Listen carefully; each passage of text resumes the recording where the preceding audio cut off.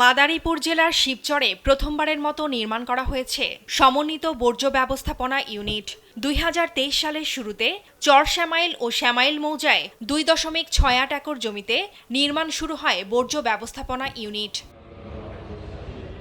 ১২,৫৪,০০,০০০ টাকা ব্যয়ে নির্মাণ শুরু করে টার্ন নামে একটি ঠিকাদারি প্রতিষ্ঠান। মোট জমির ১.৫৪ একর ব্যক্তি মালিকানাধীন এবং বাকি ১.১৪ একর খাস জমিতে প্রকল্পটির কাজ শুরু হয়। প্রকল্প শুরু হওয়ার আগেই ব্যক্তি মালিকানা ১.৫৪ একর জমি অধিগ্রহণ কাজ শেষ করে জনস্বাস্থ্য বিভাগ।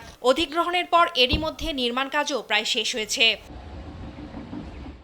তবে অধিগ্রহণের ৩ বছর পার হলেও এখনও ক্ষতিপূরণের কোনো টাকা পাননি জমির মালিকরা।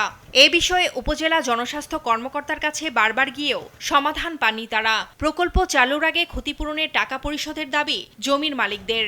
জমির টাকা এই অবধি খালি আশ্বাসই আমাকে দিছে, কিন্তু কোনো জমির টাকা টুকা আমাকে দেয় নাই। গাছ উঠে পচে গেল, আমরা টাকা পয়সা কিছুই পাই না। আর আমাকে ডাক্তারও জিজ্ঞাসা নাই যে তোরা কারা। ঢাকা থেকে আর এক লোক আসছে, উনি ৩ মাস নিছে। মাদারীপুর থেকে আবার আর এক ইঞ্জিনিয়ার আসছে, উনি এসে 3 মাস নিছে। ক্ষতিপূরণটা দেওয়া হোক, দেওয়ার পরে তারা উদ্বোধন করুক। আমরা সরকারে বলতেছি যে আমাদের জমা জমি যা নিচ্ছে এটা আমরা ক্ষতিপূরণ চাই। ক্ষতিপূরণ না দেওয়া পর্যন্ত আমাদের এটা তারা ভোগ দখল করতে পারবে না। একমাত্র আরএফএল ক্লাস পাইপ নিশ্চিত করে প্রতি ইঞ্চিতে সঠিক থিকনেস ও সঠিক মাপ। পাইপের বস, না কিনলে লস। ক্ষতিপূরণ জটিলতার অবসান চান পৌর প্রশাসকও। একটি ডাম্পিং স্টেশনের কাজ চলমান রয়েছে, যা সম্পূর্ণ হয়েছে, কিন্তু আসলে এটি কার্যক্রমে চালু করতে পারছি না আমরা, কারণ এখানে অধিগ্রহণ সংক্রান্ত একটি জটিলতা বিদ্যমান। অধিগ্রহণ সংক্রান্ত এই জটিলতাটি সমাধান হলে আমরা খুব দ্রুতই আমাদের এই সাইটটি চালু করতে পারবো। ক্ষতিপূরণের টাকা পরিশোধ করে শিগগিরই প্রকল্পটি উদ্বোধন করা হবে বলে আশ্বাস দেন জনস্বাস্থ্য বিভাগের এই কর্মকর্তা।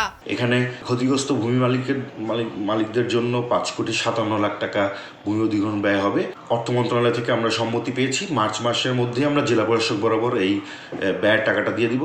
প্রকল্পটি চালু হলে বর্জ্য নিষ্কাশন ব্যবস্থা সহজ হয়ে পরিবেশ বান্ধব পৌর শহর গড়ে উঠবে। স্বল্প মূল্যে জৈব সার পাবে প্রান্তিক চাষিরা। তাই দ্রুত ক্ষতিপূরণ সমস্যার অবসান করে প্রকল্পটি চালুর দাবি সচেতন মহলের। ফারজানা আফরোজ টুম্পা, নিউজ ডেস্ক, দেশ টিভি।